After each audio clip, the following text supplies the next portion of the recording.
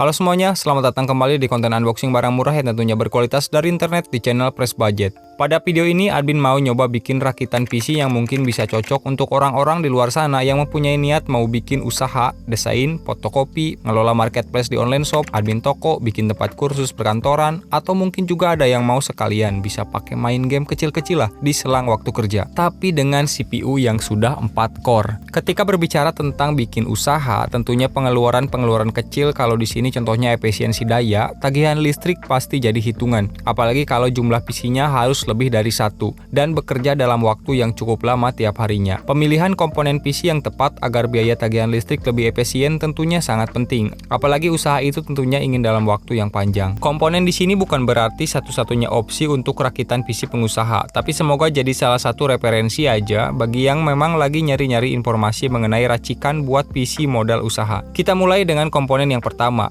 prosesor. Sebenarnya untuk skenario di atas, memilih Core i3 sudah pilihan yang tepat ya. Oh ya, di sini admin akan bikin dengan kubu Intel dulu. Mungkin di next video kalau ada yang mau dibikinkan racikannya dari AMD, admin akan bikin. i3 hemat daya, tapi juga performanya sudah cukup buat menghandle skenario yang disebutkan di atas. Tapi di sini judulnya mau yang sudah 4 core. Kalau i3 masih 2 core. Jadi pilihannya jatuh ke Core i5 3470.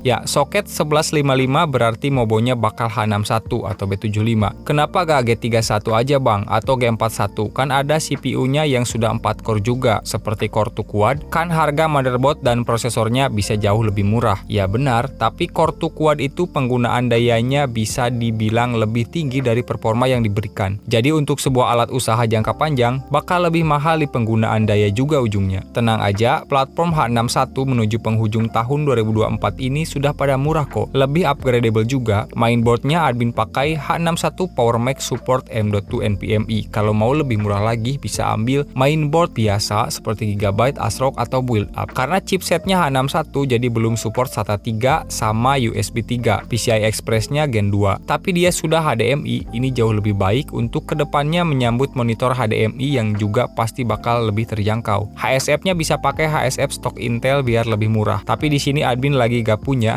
jadi biar kontennya tetap jalan pakai yang ada aja. HSF bawaan sudah jauh lebih dari cukup kok, jangan khawatir. RAM-nya karena nanti ini diskenariokan untuk desain dan tanpa GPU eksternal, mengandalkan iGPU bawaan prosesor aja. RAM-nya admin gedein 16 GB sesuai maksimal dari motherboardnya. Kalau dari prosesornya maksimalnya 32 GB. Itu harus pakai motherboard dengan chipset B75 flagship ya baru bisa. 8 GB kali 2, speednya gak sama. Dari Samsung hanya 1303 MHz, satu lagi dari Kingston 1600 MHz. Jadinya ini bakal ngikut ke yang paling rendah ya, 1303 MHz. Makanya kalau kalian mau rakit sendiri, usahain sama ya speednya biar gak mubazir. Storage admin pakai SSD 128 GB dari Pigeon Rescue. Nanti admin akan instalkan Windows 10 Pro, Premiere Pro buat ngedit video, Photoshop dan lain-lain. Juga beberapa game yang kiranya masih muat aja di storage 128 GB ini buat pengetesan performa. PSU, nah ini yang cukup membuat kalian mungkin ya nentuin pilihan sedikit lebih lama.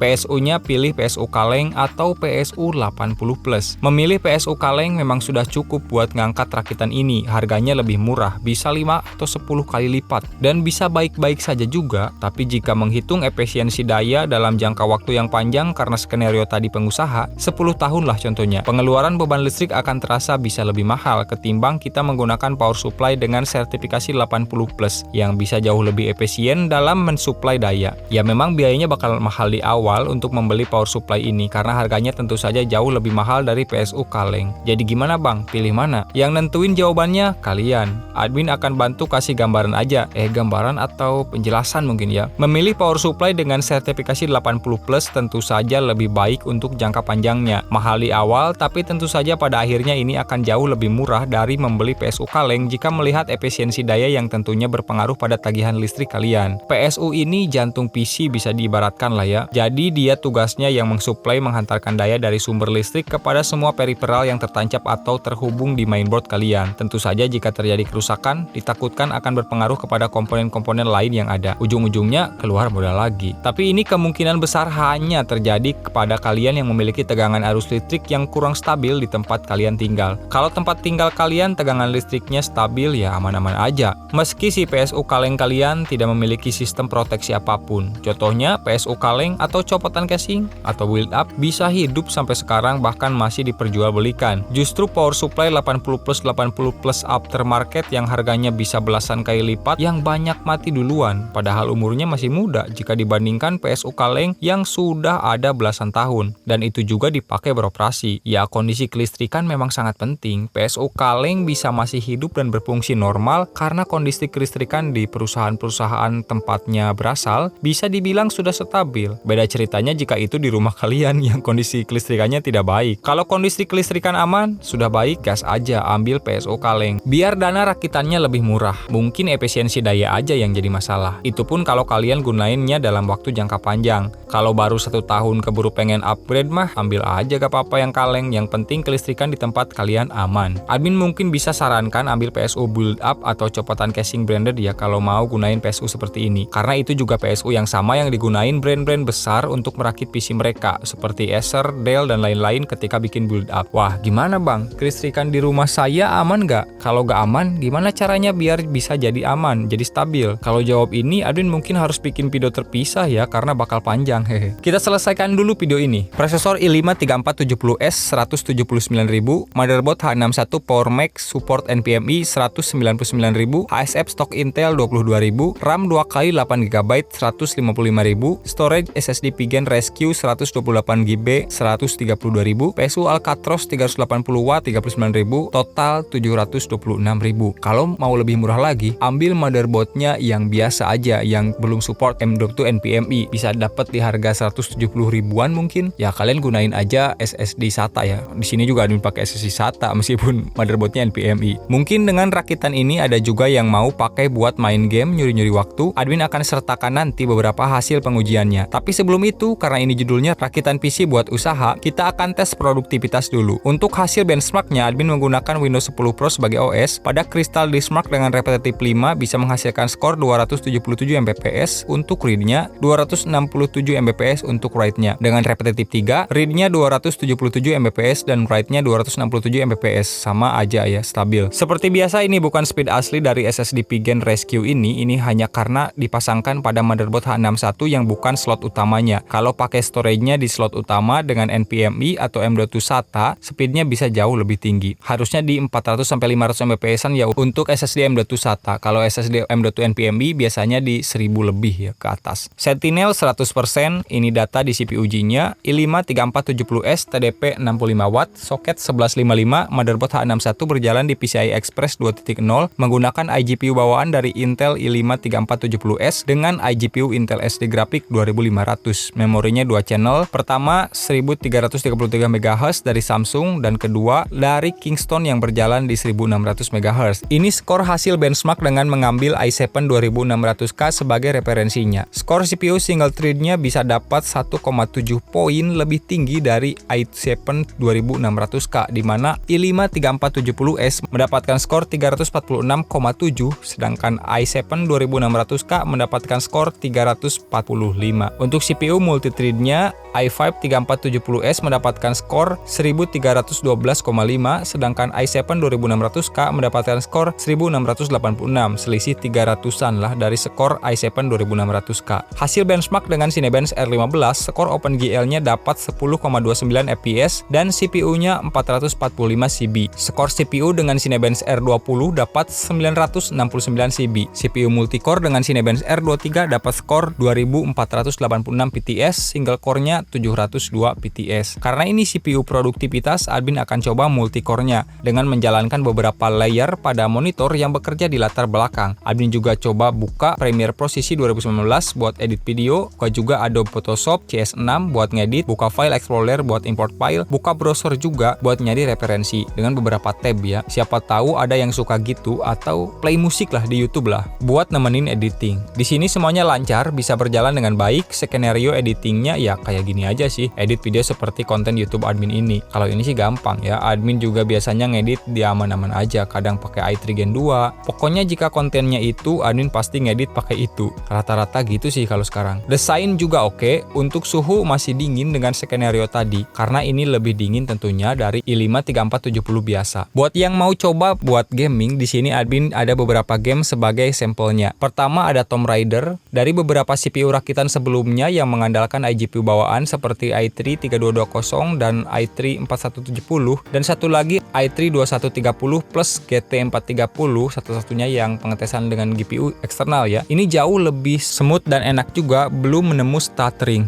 Ya karena ini game tidak terlalu berat juga sih sebenarnya. Kemudian GTA San Andreas sangat oke, settingan Full HD, presetnya sangat tinggi maupun tinggi, FPS-nya ada di kisaran 60-an dan kadang bisa lebih nyampe ke 80, tapi juga kadang turun ke 35 sampai 40-an, tapi kebanyakan masih di 60 FPS. Devil May Cry 4 dengan resolusi 720, settingan high refresh rate 144Hz, dapat skor C dari akumulasi hasil benchmarknya dengan 4 skenario pengetesan, rata-rata FPS 45 sampai 59 FPS-an. Kadang tembus ke 80 FPS, tapi juga bisa drop sampai 27 FPS dalam kondisi banyak objek yang harus dirender. Tapi itu hanya fluktuatif, kebanyakan stabil di 50 FPS. Skor ini lebih rendah dari rakitan sebelumnya dengan Core i3 4170. Ini bisa disebabkan karena iGPU bawaannya ya. i5 3470S atau 3470 biasa, iGPU bawaannya masih Intel SD Graphics 2500, sedangkan i3 generasi 4 sudah menggunakan Intel SD Graphics 4400 dan 4500. Meski begitu, dari hasil pengetesan keseluruhan game barusan, grafiknya bisa lebih jernih dan nyaman di i5 3470S, entah kenapa. Terlebih i5 3470 dia lebih santai ya menghadapi game-game tersebut secara CPU-nya, membuat dia tidak mengalami stuttering sama sekali.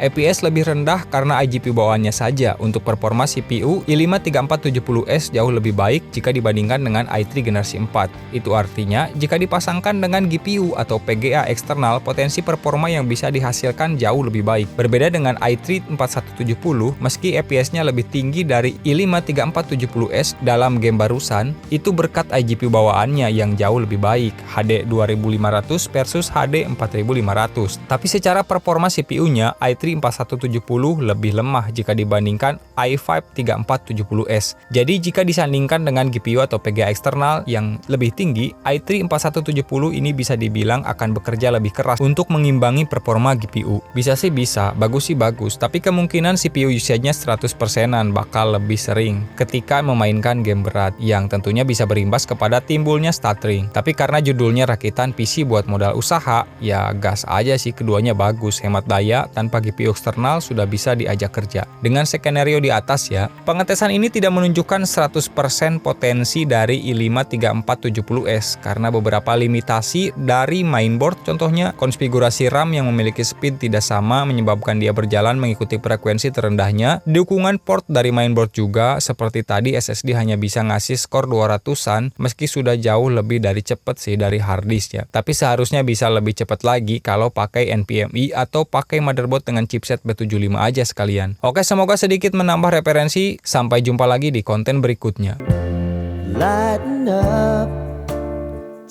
i5 3470S ini jika dilihat pada website resminya Intel atau website lain yang melakukan benchmark antara 3470S dan 3470 biasa, tidak terlalu memiliki perbedaan berarti secara tertulis, tapi memiliki efisiensi daya yang bisa dibilang lebih baik dari 3470 biasa, dan juga dari segi harga tentu saja ya. Meski tidak terlalu jauh sebenarnya sih, tapi harusnya ada sedikit perbedaan lah ya untuk bisa mendapatkan daya yang lebih kecil. Terlebih ini bukan CPU terbaru dan masih menggunakan arsitektur lawas. i5 3470S memiliki 4 core dan 4 thread, begitu juga dengan i5 3470. Base frekuensinya 2,9 GHz dan maksimal 3,6 GHz. Untuk i5 3470, base-nya ada di 3,2 dan max-nya di 3,6 GHz juga. Boost speed-nya sama ya, 5 GTS, TDP-nya yang berbeda. i5 3470 ada di 77 Watt, i5 3470S ada di 65 Watt. Max memorinya yang bisa digunakan kedua prosesor ini 32 GB, berjalan di 1333 MHz sampai 1600 MHz, sama-sama belum support ICC memory. Untuk iGPU-nya sama-sama menggunakan Intel SD Graphics 2500 dengan base frekuensi 650 MHz. Keduanya juga mendukung PCI Express 3.0.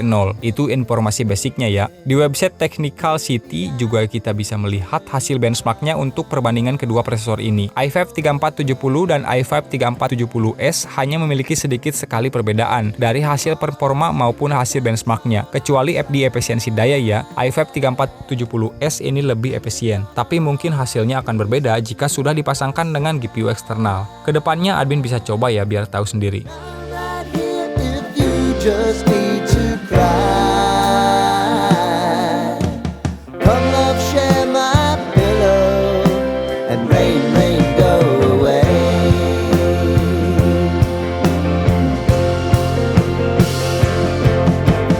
Been some time since you fixed me. I'll never